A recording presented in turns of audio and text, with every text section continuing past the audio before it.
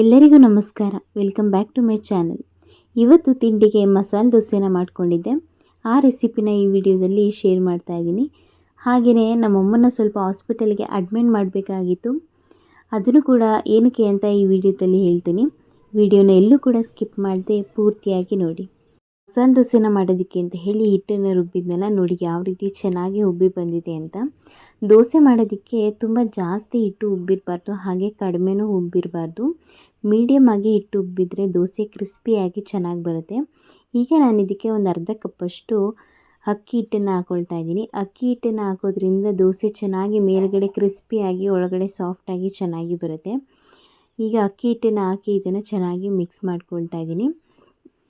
ನನ್ನ ಮಗಳಿಗೆ ಬಾಕ್ಸಿಗೆ ಅಂತಲೇ ಬೇಗನೆ ಎದ್ದು ಮಸಾಲೆ ದೋಸೆನೇ ಮಾಡಿಕೊಡೋಣ ಅಂತ ಹೇಳಿ ರೆಡಿ ಮಾಡ್ತಾಯಿದ್ದೀನಿ. ಅಂದರೆ ಅವಳು ಬಾಕ್ಸಿಗೆ ನಾನು ಮಸಾಲೆ ದೋಸೆನೇ ಹಾಕಲ್ಲ, ಪಲ್ಯ ಬೇರೆ ದೋಸೆ ಪ್ಲೇನ್ ದೋಸೆ ರೀತಿ ಮಾಡಿ ಹಾಕ್ಕೊಡ್ತೀನಿ. ಏಕೆಂದರೆ ಮಧ್ಯಾಹ್ನ ತಿನ್ನೋಷ್ಟೊತ್ತಿಗೆ ಅವಳಿಗೆ ಅದು ಚೆನ್ನಾಗಿರಲ್ಲ. ಆದ್ದರಿಂದ ಇಲ್ಲಿ ತಿನ್ಕೊಂಡು ಹೋಗಬೇಕಾದ್ರೆ ಮಸಾಲೆ ದೋಸೆನೇ ತಿನ್ನಿಸಿ ಕಳಿಸ್ತೀನಿ, ಅಲ್ಲಿ ಪ್ಲೇನ್ ದೋಸೆನ ಹಾಕ್ಕೊಟ್ಟಿರ್ತೀನಿ. ನಾನಿಲ್ಲಿ ಮಸಾಲೆ ದೋಸೆಗೆ ಇವಾಗ ಆಲೂಗೆಡ್ಡೆ ಪಲ್ಯ ಮಾಡ್ಕೊಳ್ಳೋದಕ್ಕೆ ಅಂತ ಆಲೂಗೆಡ್ಡೆನ ಕಟ್ ಮಾಡ್ಕೊಳ್ತಾ ಇದ್ದೀನಿ. ಒಂದು ಆಲೂಗೆಡ್ಡೆನ ಒಂದು 4 ಭಾಗವಾಗಿ ಕಟ್ ಮಾಡ್ಕೊಳ್ತೀನಿ. ಕುಕ್ಕರಲ್ಲಿ ಒಂದು ವಿಷಲ್ನ ಕೂಗಿಸ್ಕೊಳ್ತೀನಿ. ಆಗ ಚೆನ್ನಾಗಿ ಬೆಂದಿರುತ್ತೆ, ಸ್ಮ್ಯಾಶ್ ಮಾಡೋದಕ್ಕೂ ಈಸಿ ಆಗುತ್ತೆ, ಹಾಗೆ ಟೈಮ್ ಕೂಡ ಸೇವ್ ಆಗುತ್ತೆ. ನಾನಿಲ್ಲಿ ಫಸ್ಟು ಆಲೂಗೆಡ್ಡೆ ಪಲ್ಯ ಮಾಡ್ಕೊಳ್ಳೋದಕ್ಕೆ ನಾನು ಆಲೂಗೆಡ್ಡೆನ ಮೇಲ್ಗಡೆ ಸಿಪ್ಪೆನ ಹೊರದ್ಬಿಡ್ತಾಯಿದ್ದೆ. ಆಗ ಕುಕ್ಕರಲ್ಲಿ ವಿಷಲ್ ಆದಮೇಲೆ ಅದ್ರ ಫ್ಲೇವರ್ ಎಲ್ಲ ಬಿಟ್ಕೊಂಡ್ಬಿಡ್ತಾಯಿತ್ತು. ಅದಾದಮೇಲೆ ನಾನು ಈ ರೀತಿ ಸಿಪ್ಪೆನ ತೆಗೆದಂತೆಯೇ ಈ ರೀತಿ ಒಂದು 4 ಭಾಗ ಮಾಡಿ ಒಂದು ವಿಷಲ್ನ ಕೂಗಿಸ್ಕೊತೀನಿ. ಆಗ ಸಿಪ್ಪೆನೂ ಕೂಡ ಚೆನ್ನಾಗಿ ಬರುತ್ತೆ, ಹಾಗೆಯೇ ಆಲೂಗೆಡ್ಡೆನೂ ಅಷ್ಟೇ ಒಳಗಡೆ ಎಲ್ಲ ಚೆನ್ನಾಗಿ ಬೆಂದಿರುತ್ತೆ. ಈಗ ಆಲೂಗೆಡ್ಡೆ ಎಲ್ಲನೂ ಕೂಡ ಒಂದು ರೌಂಡ್ ಚೆನ್ನಾಗಿ ತೊಳ್ಕೊಂಡು ಈಗ ಕುಕ್ಕರ್ ವಿಷಲ್ನ ಕ್ಲೋಸ್ ಮಾಡ್ತಾಯಿದ್ದೀನಿ. ಈಗ ಅದು ವಿಷಲ್ ಆಗೋಷ್ಟೊತ್ತಿಗೆ ನಾನು ಈ ಕಡೆ ಬಿಸಿನೀರನ್ನು ಕೂಡ ಕಾಯಲಿಕ್ಕೆ ಇಟ್ಟಿದ್ದೀನಿ. ಈಗ ಮಸಾಲೆ ದೋಸೆಗೆ ಕೆಂಪು ಚಟ್ನಿನ ಮಾಡ್ಕೋಬೇಕಲ್ಲ, ಅದಕ್ಕೆ ನಾನಿಲ್ಲಿ ಖಾರಕ್ಕೆ ಅಂತ ಹೇಳಿ ಒಂದು ಒಣಮೆಣ್ಸಿಕಾಯಿನ ಒಂದು 4 ಒಣಮೆಣ್ಸಿಕಾಯಿನ ತೊಗೊಂಡಿದ್ದೀನಿ. ಹಾಗೆಯೇ ಕಲರ್ಗೆ ಅಂತ ಹೇಳಿ ಒಂದು 5 ಬ್ಯಾಡಗೆ ಮೆಣಸಿನ್ಕಾಯಿನ ಹಾಕ್ಕೊಳ್ತಾ ಇದ್ದೀನಿ. ಈಗ ಇಷ್ಟು ಮೆಣಸಿನ್ಕಾಯಿನ ನಾನು ಬಿಸಿನೀರನ್ನು ಕಾಯಲಿಕ್ಕೆ ಇಟ್ಟಿದ್ನಲ್ಲ ಅದರೊಳಗಡೆ ಹಾಕಿ ಒಂದು 3ರಿಂದ 4 ನಿಮಿಷ ಇದನ್ನು ಚೆನ್ನಾಗಿ ಕುದಿಸ್ಕೋಬೇಕು. ಈಗ ನೋಡ್ತಾ ಇರ್ಬೋದು ಎಷ್ಟು ಚೆನ್ನಾಗಿ ಕುದೀತಾ ಇದೆ ಅಂತ. ಇಷ್ಟು ಕುದಿದ್ರೆ ಸಾಕಾಗತ್ತೆ. ಈಗ ಗ್ಯಾಸ್ ಸ್ಟವ್ನ ಆಫ್ ಮಾಡಿ ಈ ಮೆಣಸಿನ್ಕಾಯಿ ಎಲ್ಲನೂ ಕೂಡ ಹೊರಗಡೆ ತೆಗೆದು ಒಂದು ಪ್ಲೇಟಿಗೆ ಇಟ್ಕೊಳ್ತಾ ಇದ್ದೀನಿ. ಇದು ಸ್ವಲ್ಪ ತಣ್ಣಗಾಗಬೇಕು, ಅಲ್ಲಿವರೆಗೂ ಹಾಗೆ ಬಿಡಬೇಕು. ಈ ಅಷ್ಟರಲ್ಲಿ ನಾನು ಇದಕ್ಕೆ ಆಲೂಗೆಡ್ಡೆ ಪಲ್ಯಕ್ಕೆ ಏನೇನು ಬೇಕಾಗುತ್ತೆ ಈರುಳ್ಳಿ ಸೊಪ್ಪು ಎಲ್ಲನೂ ಕೂಡ ಕಟ್ ಮಾಡ್ಕೊಳ್ತಾ ಇದ್ದೀನಿ. ವಿಷಲ್ ಆಗೋಷ್ಟೊತ್ತಿಗೆ ಈ ಕಡೆ ಮೆಣಸಿನ್ಕಾಯಿನೂ ಕೂಡ ಚೆನ್ನಾಗಿ ಬೇಯಿಸ್ಕೊಂಡು ಎತ್ತಿಟ್ಕೊಂಡೆ. ಹಾಗೆಯೇ ಪಲ್ಯಕ್ಕೆ ಏನೇನು ಬೇಕಾಗುತ್ತೆ ಅದನ್ನೆಲ್ಲ ಹಚ್ಚಿಟ್ಕೊಂಡ್ರೆ ಪಲ್ಯ ವಿಷಲ್ ಆಗಿದ ತಕ್ಷಣ ನಾವು ಆರಾಮಾಗಿ ಬೇಗನೆ ಮಾಡ್ಕೋಬೋದು.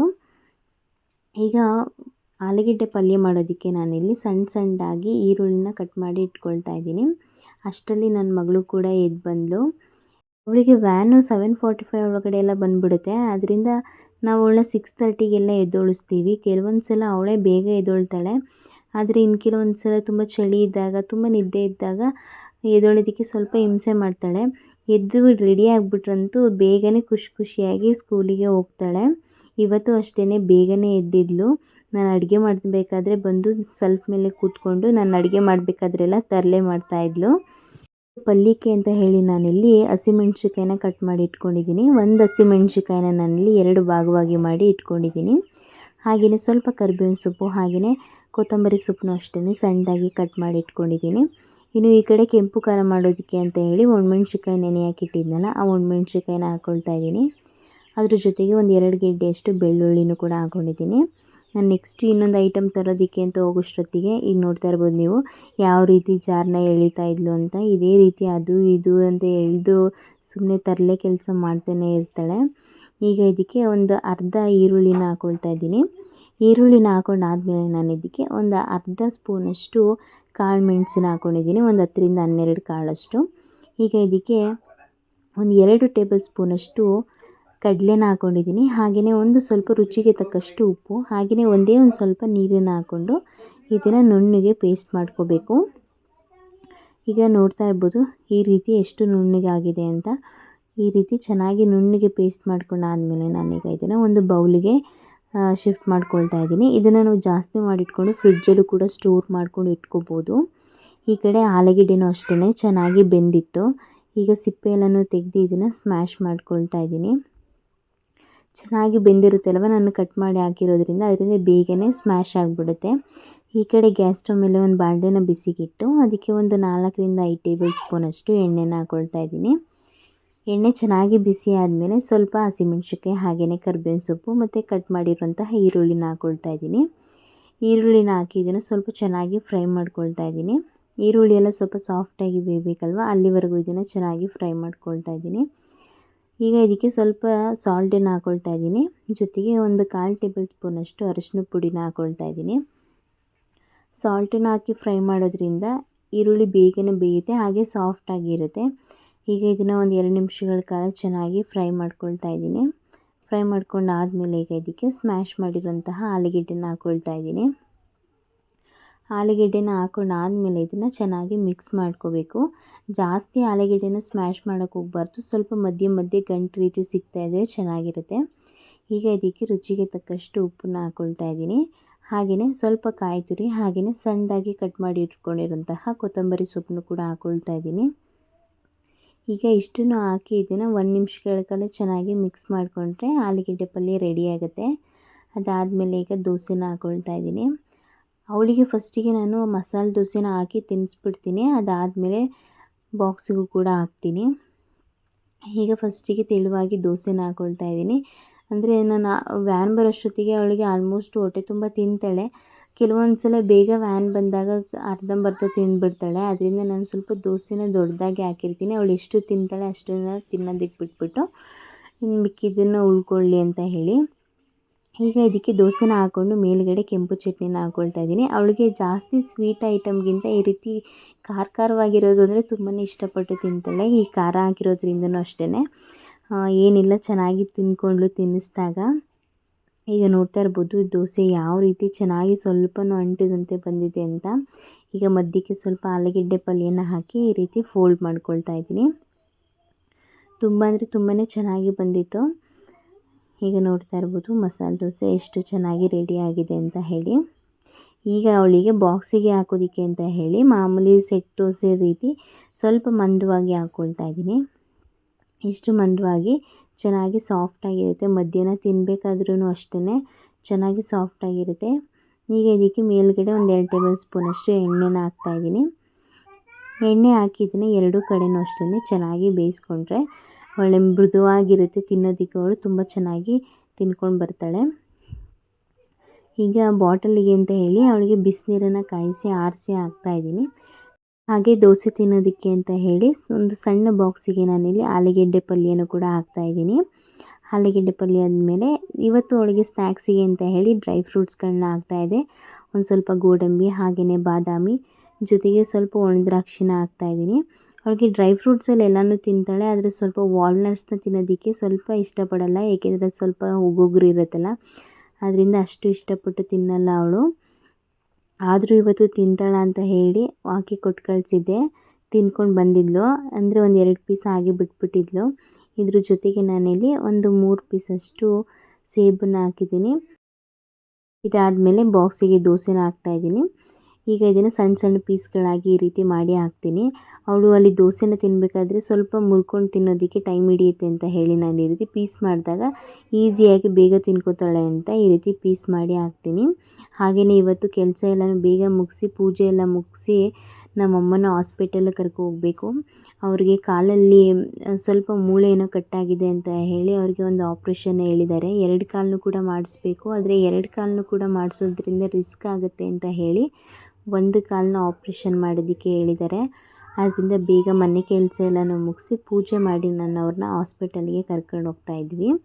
ಈಗ ಈ ಕಡೆ ಲಂಚ್ ಬಾಕ್ಸು ಕೂಡ ಅಷ್ಟೇ ಎಲ್ಲನೂ ರೆಡಿ ಮಾಡಿದ್ದಾಯಿತು. ಈಗ ಅವಳು ಕೂಡ ತಿನ್ನಿಸ್ಬಿಟ್ಟು ಅವಳನ್ನ ಸ್ಕೂಲ್ಗೂ ಕೂಡ ಕಳಿಸ್ಬೇಕಾಯ್ತು. ಅದಾದಮೇಲೆ ಈಗ ನಮಗೆ ದೋಸೆನ ಹಾಕ್ಕೊಳ್ತಾ ಇದ್ದೀನಿ. ಅವಳು ಹೋಗಬೇಕಾದ್ರೆ ಸ್ವಲ್ಪ ಅಷ್ಟು ಬೆಳಕಿರಲಿಲ್ಲ. ಈಗ ನೋಡ್ತಿರ್ಬೋದು ನೀವು ದೋಸೆ ಎಷ್ಟು ಚೆನ್ನಾಗಿ ಬಂದಿದೆ ಅಂತ. ನಾವು ಮಾಮೂಲಿ ನಾರ್ಮಲಾಗಿ ಮನೆಯವ್ರಿಗೆ ಯಾವ ರೀತಿ ಮಾಡ್ತೀನಿ ದೊಡ್ಡದಾಗಿ ಅಂತ ಈ ರೀತಿ ತೆಳುವಾಗಿ ಮಾಡಿಕೊಂಡು ಮಸಾಲೆ ದೋಸೆಗೆ ಸ್ವಲ್ಪ ಎಣ್ಣೆ ಜಾಸ್ತಿ ಇದ್ದರೆ ಚೆನ್ನಾಗಿರುತ್ತೆ.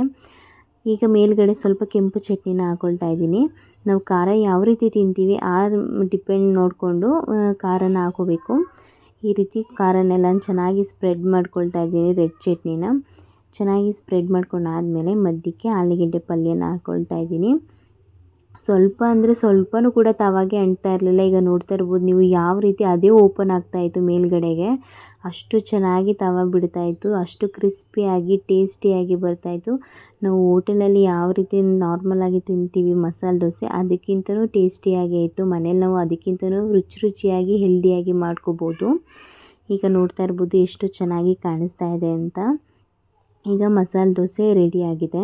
ಅವಳು ಹೋಗೋಷ್ಟೊತ್ತಿಗೆ ನಾನು ಕಾಯಿ ಚಟ್ನಿನ ಮಾಡಿರಲಿಲ್ಲ. ನಾವು ಮನೆಗೆ ಅಂತ ಹೇಳಿ ಕಾಯಿ ಚಟ್ನಿನ ಮಾಡ್ಕೊಂಡಿದ್ದೆ. ಅದಾದಮೇಲೆ ಮಸಾಲೆ ದೋಸೆಗೆ ಆಲೂಗೆಡ್ಡೆ ಪಲ್ಯ ಜೊತೆ ಚಟ್ನಿ ಕೂಡ ತುಂಬಾ ಚೆನ್ನಾಗಿರುತ್ತೆ. ಅದರಿಂದ ಚಟ್ನಿ ಸ್ವಲ್ಪ ಮಾಡ್ಕೊಂಡಿದ್ದೆ. ತುಂಬಾ ಚೆನ್ನಾಗಿತ್ತು ದೋಸೆ, ಪಲ್ಯ, ಚಟ್ನಿ ಎಲ್ಲನೂ ಕೂಡ. ಅದಾದಮೇಲೆ ನಾನು ಅವಳನ್ನ ಸ್ಕೂಲಿಗೆ ಕಳಿಸಾದ್ಮೇಲೆ ಮನೆಯೆಲ್ಲನೂ ಕ್ಲೀನ್ ಮಾಡಿಕೊಂಡು ಪೂಜೆನ ಮುಗಿಸ್ಕೊಂಡೆ. ಪೂಜೆ ಎಲ್ಲ ಮುಗಿಸಿ ನಾವು ಅಮ್ಮನ ಹಾಸ್ಪಿಟಲಿಗೆ ಕರ್ಕೊಂಡು ಹೋಗಬೇಕಾಗಿತ್ತು. ಇಂಥ ಟೈಮಿಂಗ್ಸ್ಗೆ ಬನ್ನಿ ಅಂತ ಏನು ಹೇಳಿರಲಿಲ್ಲ. ಅಂದರೆ ಆಫ್ಟರ್ನೂನ್ ಒಳಗಡೆ ಕರ್ಕೊಂಡು ಹೋಗಬೇಕು ಅಂತ ಹೇಳಿಬಿಟ್ಟು ನಾವು ಹೊರಟ್ವಿ. ಎಲ್ಲ ಕೆಲಸನ ಮುಗಿಸ್ಕೊಂಡು ನಾನು ಒಂದೇ ಊರಿಗೆ ಮದುವೆ ಆಗಿರೋದ್ರಿಂದ ನಮ್ಮ ಅಮ್ಮನ ಮನೆಯೂ ಕೂಡ ಒಂದೇ ಊರಲ್ಲಿ. ಆದ್ದರಿಂದ ಅಲ್ಲಿಂದ ಅವ್ರನ್ನ ಕರ್ಕೊಂಡು ನಾವು ಹೊರಟ್ವಿ ಹಾಸ್ಪಿಟಲ್ಗೆ. ಒಂದು 12:30ಗೆಲ್ಲ ನಾವು ಹಾಸ್ಪಿಟಲ್ಗೆ ಹೋದ್ವಿ ಅಂತ ಅನಿಸುತ್ತೆ. ಮೈಸೂರಲ್ಲಿ ಕಾಮಾಕ್ಷಿ ಹಾಸ್ಪಿಟಲಲ್ಲಿ ಅವ್ರಿಗೆ ಆಪ್ರೇಷನ್ ಆಗಿದ್ದು.